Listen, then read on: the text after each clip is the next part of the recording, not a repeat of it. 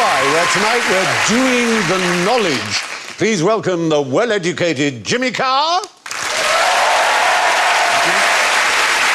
The well-informed Joe Brand. The well-read Graham Linehan. And the, well, you know, it's Alan Davis.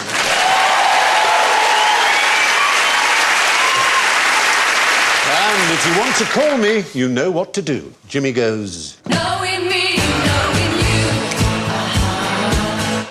Graham goes... They don't know about us. Joe goes... I know him so well. And Alan goes...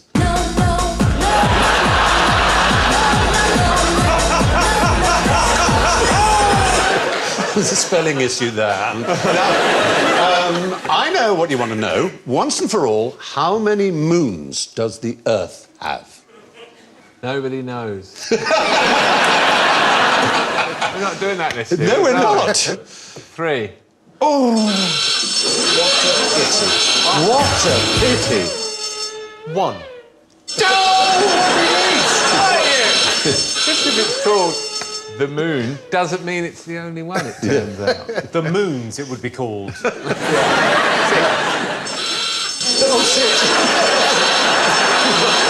not doing yourself any favours early 2. doors. 2. Oh! This could go on. It could. So let me stop you right here. The point is, very, very early on in the A series, we said there were 2. Are you taking that back? Yes. What do you mean? This is... I rely on this show. This is all I know. This is the whole point of this round, in fact. Facts are not permanent. We thought there were 2, and then we said, oh, no, it's either 1 or 5, we said, in the B series, because we were acting on the latest info that we had from the scientific community. And this has changed. Now, NASA describes them as mini-moons, but we have about 18,000 moons. I thought it was the same moon. Bits of it, you mean? No, I thought the ones that we keep seeing was the same one over and over again. That's wrong. No, you're talking about the mini-moons. There was, like, 1 extra mini-moon. No. Or just that... Can I just say, if there's so many, why haven't we noticed them before? Well, the reason is that they are actually tiny. It's only recently they've run computer simulations to show 18,000. One of those has been observed, has been given the exciting name RH120, which orbited the Earth 4 orbits in 2006 and 7. Then also known as temporally captured objects. They're captured into an Earth orbit, perhaps for a short amount of time. But as satellites of the Earth, non-man-made, they are moons. That's what a moon is. But the man-made satellites are satellites, right? Yes, they are, but to be a moon, you have to be a celestial body rather than what you know. Well, you that could makes count me a moon, then. Yes, exactly. You are. Precisely. And you orbit my life, You have to be in orbit for at least 5 years before you can claim benefits.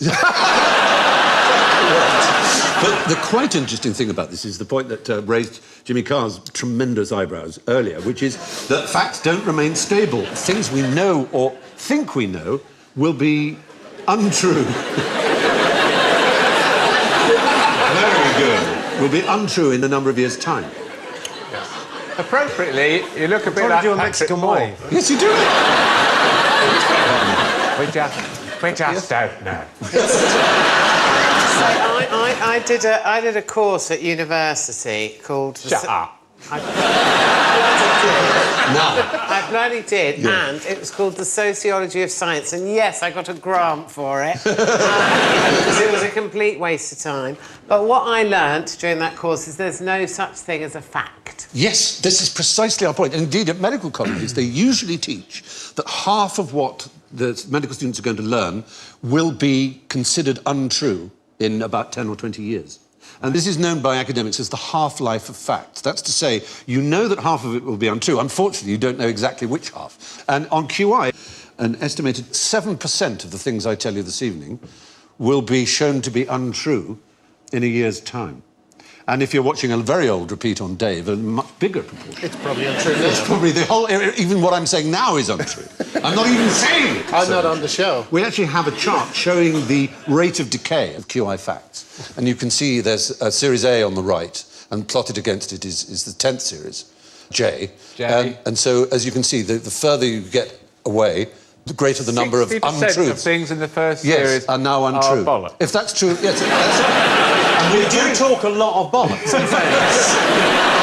but the most important thing you'll be excited to know is that that means over the years, cumulatively, you must be owed a lot of points. And going according to this theory, things we have said are wrong, a proportion of them are likely to have been right. Therefore, we have actually calculated how many points we owe you. Suddenly, this has gone brilliantly. Suddenly, this is... Yeah.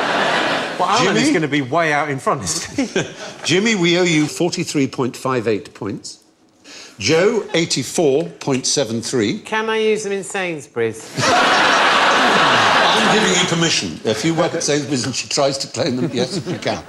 The audience are owed 23.24. Well done. You haven't done anything. Alan, you are owed 737.66.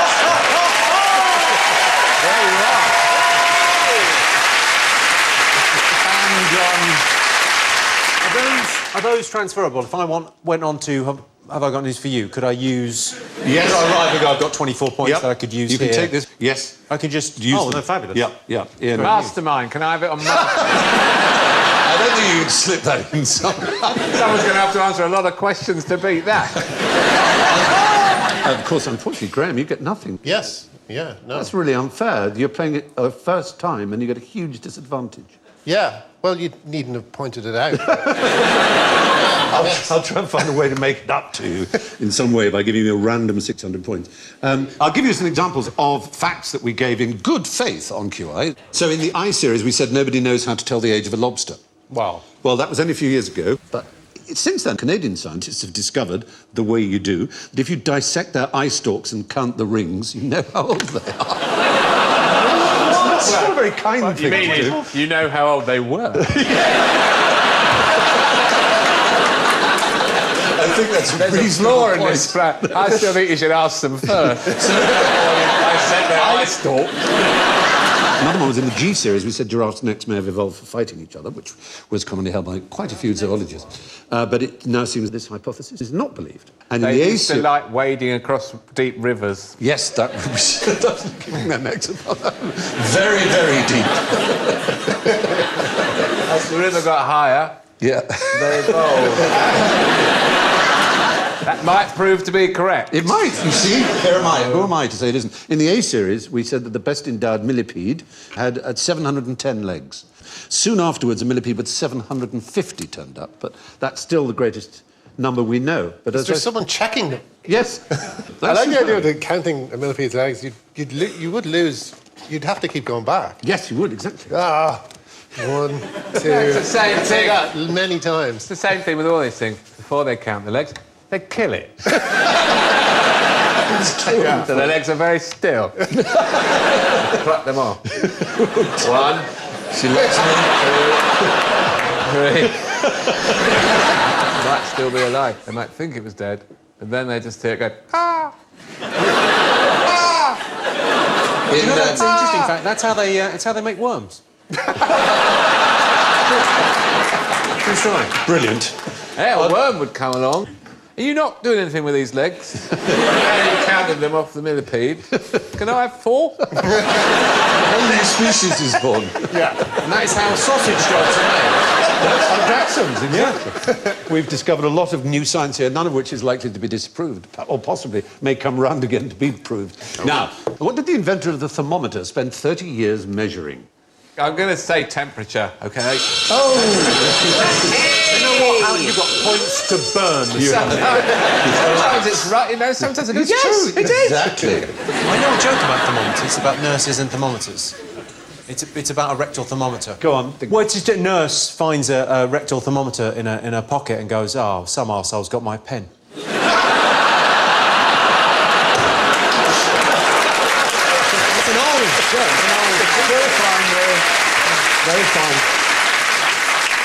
One very old nurse's joke that we said was that a nurse comes running in and says to the matron, "Oh dear, I think I've got something the wrong way round. You asked me to prick someone's boil."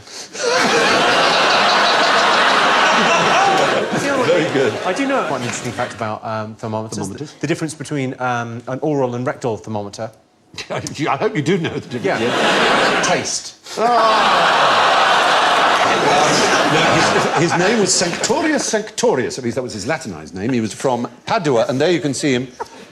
Right. He's weighing himself. That's a special weighing balance he had himself? created. Every single day he'd weigh himself and the food he ate, and indeed the feces and urine that he expelled, he excreted. Was it some sort of weird Weight Watchers thing? Well, what he discovered is that his urine and faeces weighed only a fraction of what he'd eaten and drunk, but despite that, he stayed the same weight, which is amazing, he thought. He thought, why is it that I put in, say, 100 pounds of food, but I poo out only 30 pounds You're not of taking faeces? 30 years. Does it not work out that there's a fuel thing? It is easy to look back at past generations and say, how can you not have known? But of course, none of them knew. And really, before people like him, who's almost one of the world's first scientists, Yes, but- they hadn't measured and calibrated You're things. absolutely right about all of those things. Well, as right as we know. However, Yeah. 30 years. I mean, really, after 3 years with the Oh, same... no, he had a theory, but his theory was wrong, that's all. His theory was that the rest came out of your skin, so it's very dangerous to cover most of your skin because you wouldn't let the poison out. He knew that faeces was poisonous, at least toxic and bad for you. With smell is a big warning, obviously. Sorry, your faeces smell. Parma violets. Yeah. Jimmy's making noise. Point at it. It emits a totally different... So it's very unusual. It's 1 in a million people who have noisy shit.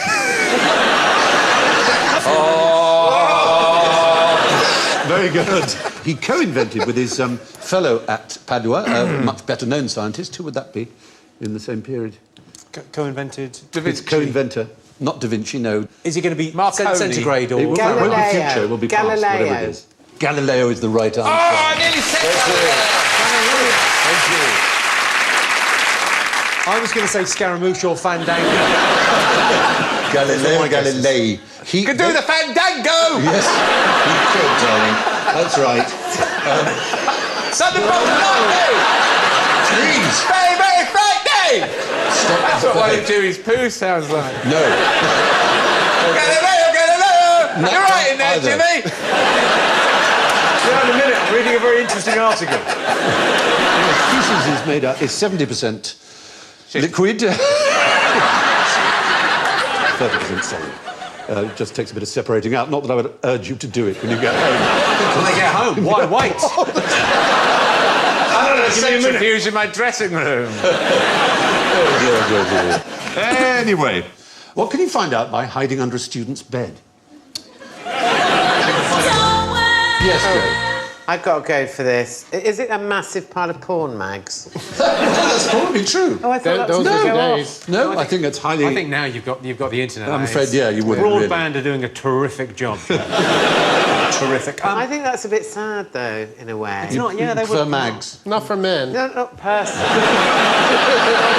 Yeah, they did this in the 1930s. It was extremely unethical, but we're in pursuit of knowledge, which is our theme Oh, today. So they were researchers. They were researching, and the only way to find out what people are saying without knowing they're being overheard was to hide somewhere and take notes while they were talking.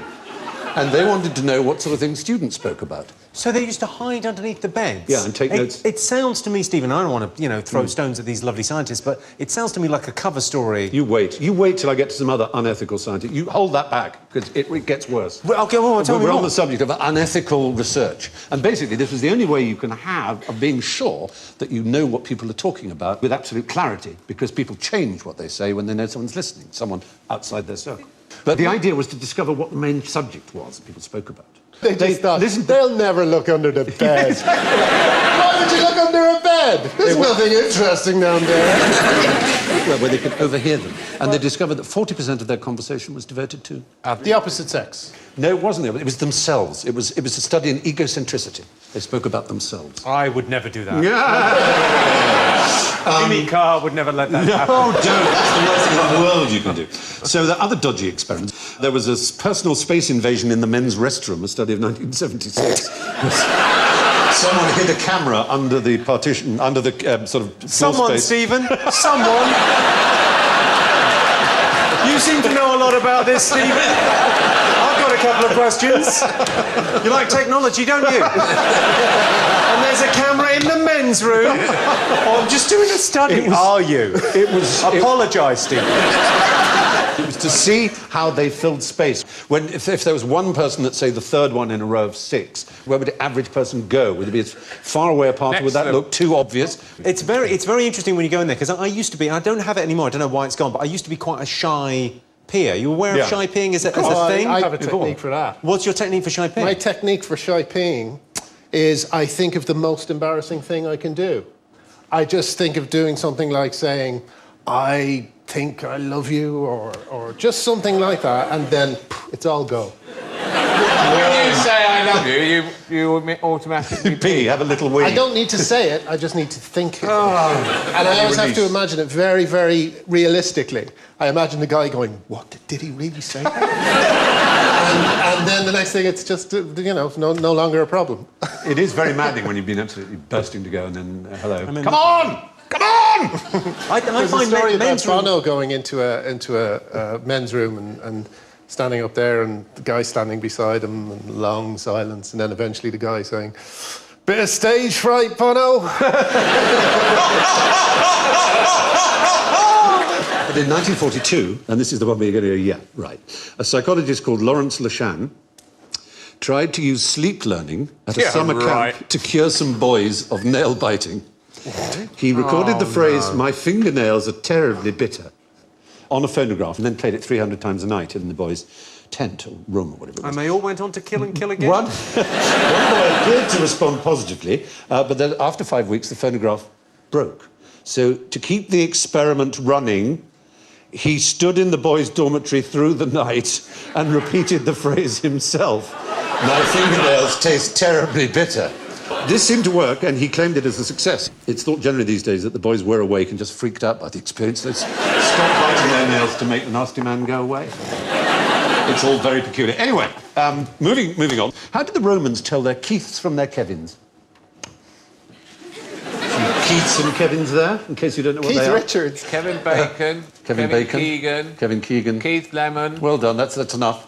That's all, you won't get any more. The other ones don't look real. No, they don't. And they're the actual Romans. Yes, I think on the far left, that's Burger King, isn't it? They couldn't, because in Latin they both mean the same. No, it's not that. It doesn't have to be Keiths from Kevins. It means how did Romans know people's names? They know people's names. Yeah. Did they, Because we all forget them. remember them? No, that's the point. They'd forgotten. Badge. They had a badge. No. You have a special servant. A servant to say your name. A nomenclator. No, not to say your name. I'm assuming you remember your own name. The point is when you forget other people's. So you come in and the person whispers Alan Davis, and you go, "Alan, how lovely to see you," because otherwise you've forgotten. That's the point. Like a politician. It's very Yeah, useful. it's absolutely right. I have a politicians. technique for names. Yeah. If I've forgotten someone's name, I just say, "Excuse me for a second," and then I go home.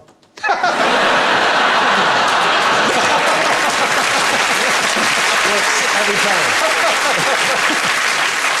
You're the nomenclature, Yes. and you keep saying this is Steve. Yeah. This is Fiona. Stevius, Don't you, Fiona. after a while, you go, "I know that one." Yes.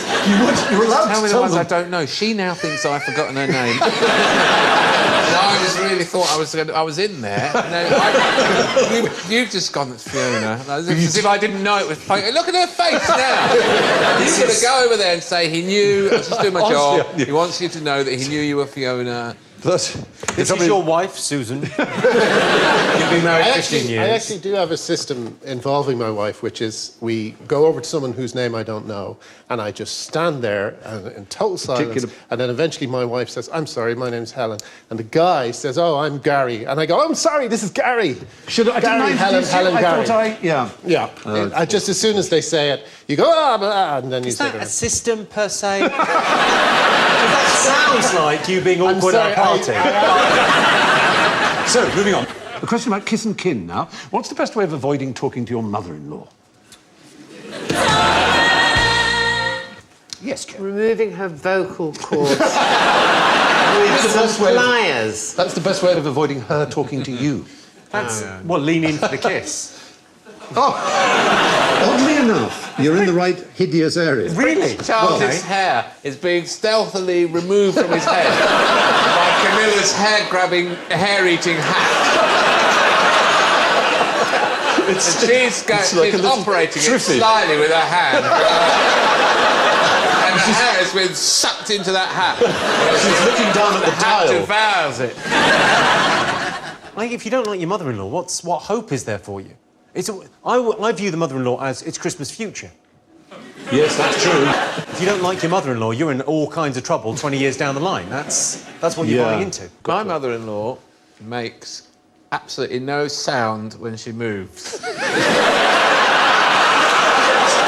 It's remarkable. Like Jeeves. She is the stealthiest person. You've got a stealth mother-in-law. Is Honestly? she sprayed black? She could be a brilliant spy, you know. You might be in a room and you're looking at a thing or something, and then suddenly she goes, "Hello, Paul." Come from? Where did you come from? The wrong way from the door. Anybody would have gone, made a little noise. There's nothing. Oh, that's terrible. It's like the famous story of the boy who was, having a play with himself in his bedroom and with his eyes closed. By the way, I was not playing the story before you conflate the mate and had a... What was that story on that thing where Alan Davis and his brother... Let's just separate those two things. He closes his eyes in bliss, and when he opens them afterwards, he just finds a cup of tea next to him. She thought, well, your father always likes a cup of tea after. And the biscuits. Oh, gracious. Oh. We haven't begun to answer this question yet. It's Good about question. sexual taboos with mothers-in-law, which you kind of... Sexual taboos with taboos. And there's particular languages So where do you have you a not- special language What? in which to speak to your mother-in-law. It's called an avoidance language. Oh. So you have your own... The I natural think language. we've got one of those, haven't we? It's called small talk. But that's... Yeah, but there's such a different vocabulary. It's absolutely different. What, so a whole language Yeah. where you can talk to your mother-in-law, so it's just safe subjects? Yeah, you also have to avert the eyes and look at the ground, which is part of using that language. And there are certain words that don't exist in that language, most notably But things why? like pubic hair and Why? sweaty smells. Because there is a taboo and a sense of respect that is given by the male to the mother of his wife. It's in Australia. There's some Aboriginal peoples who have these avoidance languages. And it's really fascinating, isn't it? I mean, in Japan, they have a special language when talking about the royal family, for example. Is there a phrase for you've spilt the Tippex? Someone needs to address that. Ay, you're so bad. You're so bad. Now, what did this bird bring to the German city of Klutz? Chlamydia. Chlamydia. Chlamydia That's what I did. stalk. That sounds like a chlamydia stalk. desperate man back from a business trip in Holland going, the thing is stalks. Is that a particular, like a giant stalk? I'll show you a that picture of it. It's find been in stuffed Germany? and is in a museum. How big is it really, then? Well, it's hard to sell the scale, Oh. but stalks are quite big. But that's an arrow through it, or spear, rather. They call it an arrow in German, which is Pfeil, and it's known as the Pfeilstorch, which is just literally arrow stalk. Now, you may say, what's odd about that? Nothing particular. But what they recognised was that the arrow was not German. Indeed, it was not even European. But they recognised straight It had away flown a very that it long was way. African. What on earth would Oh, a bird really? be doing with an African spear in its neck, they thought. My God. So they puzzled out the possibility that birds, rather than disappearing at winter, Went to Africa. yes, and Sorry, migrated. are you saying it flew back with that? Yes, it survived. No I know, way. yeah. That was... no it way. yes, it did. It flew to Germany going, well, I'm never going back there. The worst holiday ever. I find that the survival of that bird, I find extraordinary. It is, but arrived. you hear stories of bullets piercing people's heads without somehow managing to... Not narrow, travelling Yeah. the length of its neck. is Somehow managed through its head. I know, it is astounding that it flew. During this... Something's different. Yeah. Do you think it was originally from Germany, or it got kind of... It was from England, and somehow... Well, we're going right a bit. It might have slightly tilted to the right. We don't know. It was in the 1820s. Anyway, until that time, people had observed birds disappearing, and they'd assumed all kinds of things, that they went underwater, that, you know, they changed into other animals. But there was no particular evidence anyway, except they disappeared. 1820. This was the first kind of clear evidence, as it were, that the bird had been to Africa. And so things began to get put together. Samuel Johnson wrote that swallows certainly sleep in the winter. A number of them conglobulate together by flying round and round, and then all in a heap throw themselves underwater and lie on the bed of the river. Well, that's what he thought, because swallows disappear in the winter, and he assumed they hibernated like other animals. So, moving on. Get this right, and you can have your weight in points. I'd like you to add these numbers up. Look at the screen, add up the numbers. Hang on, pen. Oh. So 999. No. 431. No. I'll let you have, which the winner of this competition did not have, the opportunity to see it again. All right, again, 2-second burst. Add that up. I was about 897. No. I mean, it'd be astonishing if you got it, but in Japan, where else, they have this, it's called Flash Anza. And actually, the world record holder had a shorter time than that. You have to correctly add 15 three-digit numbers, and he did it in 1.7 seconds. Now, there's a particular reason Japanese people are very good at this. I think I know the reason. It's Yes. in Malcolm Gladwell's book. It's because of how they process, how the language processes numbers. There is a strange thing in Chinese and Japanese, in both languages, with the number, if you say the numbers together, it automatically adds them up, sort of linguistically. Yes, but there's a really interesting addition to that, which is that what they're doing, and their fingers are the giveaway, they do this. What do you think that is? That is a living one of those. He's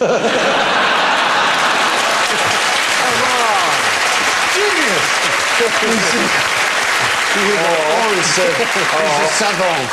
Oh, it's a herd of those. The answer, incidentally, was 1,966. But the secret actually is in the Chinese-Japanese abacus. They're actually doing the action of the abacus. And the more amazing thing, perhaps, is that at the same time, they can have a conversation with someone. Because it's another part of the brain that's being engaged. And they'll say the answer, but they won't remember a single one of the numbers they added up. Which brings me to some very complicated adding up of my own, as a matter of fact. Oh, my gracious goodness heavens. The scores are unusual because we have, of course, been giving scores to make up for our errors on account of the half-life of facts. So, in last place, I'm afraid, it's magnificent for a first appearance. Minus 19, Graham Lennon! Graham, congratulations. In fourth place, with 23.24, it's the audience! Well done! And in third place, So I'm with... behind the audience. Yes, I'm afraid so. It's deeply unfair. I'm on the show. I'm so sorry. And in third place, with plus 33.58, is Jimmy Carr.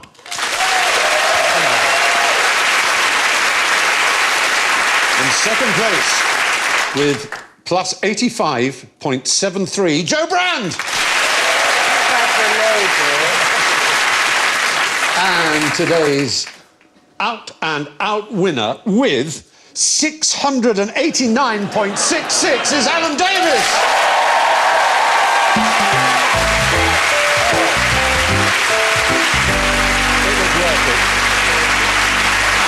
And so it's thank you and good night from Graham, Jimmy, Joe, Alan and me. Be useful and lovely to yourselves. Good night.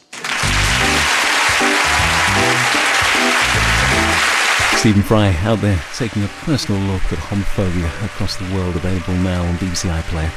James Corden's picked the right man to have a comedy chat with. Graham Norton welcomes him as a guest over on BBC One in 5 minutes. Back here for later with Jules Holland at 11:05 and his extended bill of talents, including Suggs from Madness.